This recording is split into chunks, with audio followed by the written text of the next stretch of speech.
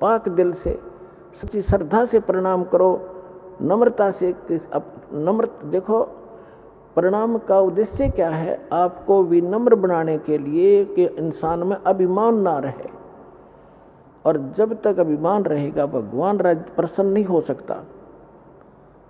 और जैसे रावण ने जो साधना भक्ति की, पुण्यात्मा आप तो लाख जन्म नहीं कर सकते, इतनी कुर्बानी यहाँ से काट कर चढ़ा दिया, लेकिन एक त्रुटि रही, उसने अभिमान नहीं गया, और वो अभिमान उसको खा गया, लेकर डूब गया। कुल का नाश कराया, अपना नाश कराया, भक्ति नाश करा लिया। तो सबसे पहले अपने भगत के अंदर आधीनी होनी चाहिए। एक प्रमाण बताया है परमात्मा ने, एक उदाहरण दिया है।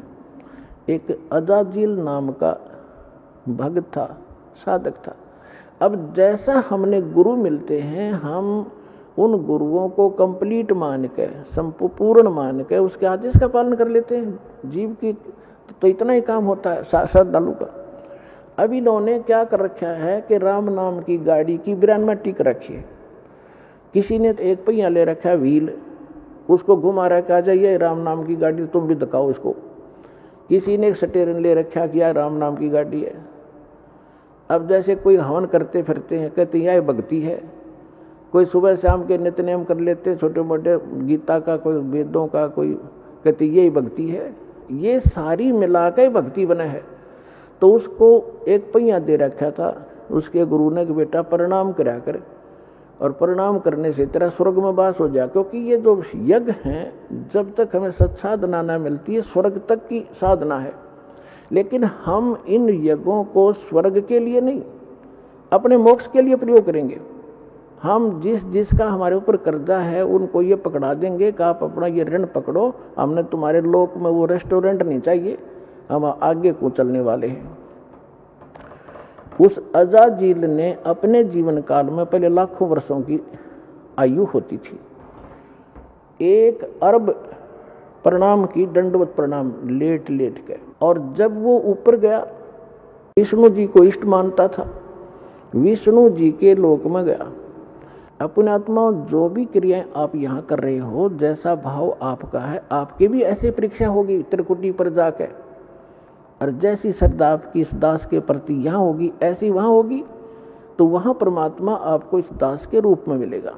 तो अजाजिल नाम का वो श्रद्धालु प्रणाम करता था, प्रणाम यज्ञ किया करता था, उसमें इतनी भक्ति, उस स्तर की जो स्वर्ग तक जाने की और वहाँ पर पद पोस्ट पाने की, इस प्रणाम यज्ञ से इतना संग्रह हो गया उसकी भक्ति कि विष्णु जी के लोक में जब गया तो विष्णु जी ने कहा कि भाई बहुत ज़्यादा भक्ति की तूने, यानी बहुत अच्छी साधना की बच्चा, साधना के अंदर ही सारा कुछ आ जाता है।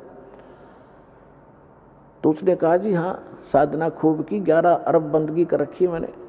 तो विष्णु जी ने कहा कि अभी तेरे अंदर तो बड़ी सिद्धि भी आ गई है। अच्छा जी, कहाँ? एक बच्चा बना दे, एक लड़का उत्पन्न कर। तो उसने कहा जी कैसे करूं, मुझे तो पता नहीं। तो भगवान ने कहा, विष्णु जी ने, कि ये कह दे कि नर भव। उसने ऐसे कह दिया नर भव। एक जवान लड़का सामने खड़ा हो गया। तो भगवान विष्णु ने कहा कि ये तेरे वचन से उत्पन्न है और ये तेरा पुत्र हो गया, वचन का पुत्र हो गया। बोला अच्छा ठीक है, और खुश हो गया कि देख मेरे में कितनी शक्ति होगी। जैसे हम सुना करते थे कि वाल्मीकि जी ने, जब सीता गर्भवती थी सीता जी, और वो निकाल दी थी भगवान रामचंद्र जी ने, वाल्मीकि जी के आश्रम में गई थी, और वाल्मीकि जी, उसके एक लड़का उत्पन्न हुआ था, लव, उसका नाम रख दिया। फिर काफी लंबी कहानी तो आपने सब ने पता है। फिर वाल्मीकि जी ने एक लड़का कुश से बना दिया था अपने वचन से। आज के युग में तो ये लोग मानने को तैयार नहीं, क्योंकि साइंस खा गई इनके बुद्धि ने, अध्यात्म वाली बुद्धि ने, लेकिन वो सही था। अब वो जितनी बैटरी चार्ज की थी वो उतना थोड़ा बहुत कर सकते हैं। तो उसे भगवान या मोक्ष, भगवान नहीं बन गए वो, और मोक्ष नहीं हुआ उनका। तो वहाँ जब वो लड़का हुआ तो बड़ा खुश हुआ कि स्वर्ग में मेरा एक पुत्र हो गया, यहाँ इसके साथ रहा करूँगा। फिर भगवान विष्णु ने कहा कि अजाजिल इसको प्रणाम कर, दंडवत। अब वो तो उसका तो गेम में यही था, इसी मैच के कारण, गेम के कारण तो यूं इस पद पर पहुंचा था। तो उसने बोला ना करूं इसको। क्यों भाई? भगवान बोले क्यों नहीं करे इसको प्रणाम? कि ना करूं, ये तो मेरा पुत्र है, मेरे वचन से हुआ है।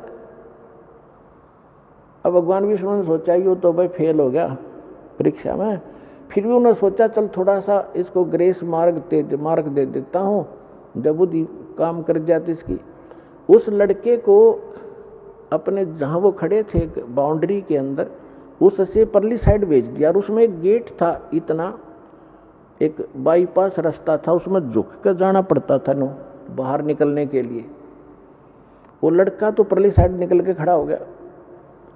अब भगवान ने सोचा इस अजाजिल को मैं इस गेट से निकाल ले चलता हूँ, और ये झुके ज्ञाना से झुक कर निकलेगा तो मैं मान लूंगा भी चल इसका ये नाश ना होगा भक्ति का, जिसी भी इसने भक्ति की है।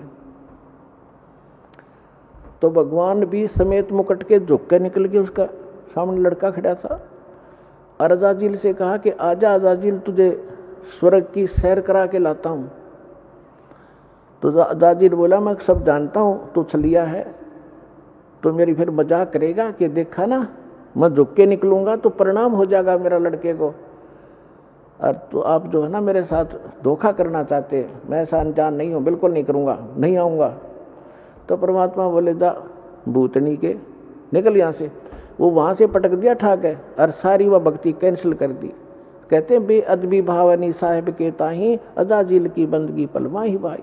जब प्रणाम कर रहा है और जिस उद्देश्य को लेकर करा, फिर वो अकड़नियों की नो खाक तो ने वो साधना की, क्या रिहर्सल किया।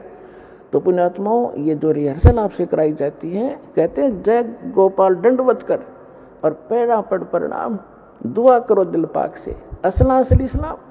तो इस प्रकार आपको यहाँ जो रिहर्सल कराई जाती है, जो ज्ञान दिया जाता है, ये आपके इस भक्ति रूपी सफर में कदम कदम पर आपका काम आओगा। और ये प्लस और माइनस, ये फॉल पॉइंट आपको बताए जाते हैं ताकि आप इस भक्ति को नाश ना कर लो। कहते हैं जैसे माता गर्भ को, जैसे माता गर्भ को रखे यत्न बनाए, ठेस लगे ते क्षण होवे तेरी ऐसे भक्ति जावे। आए है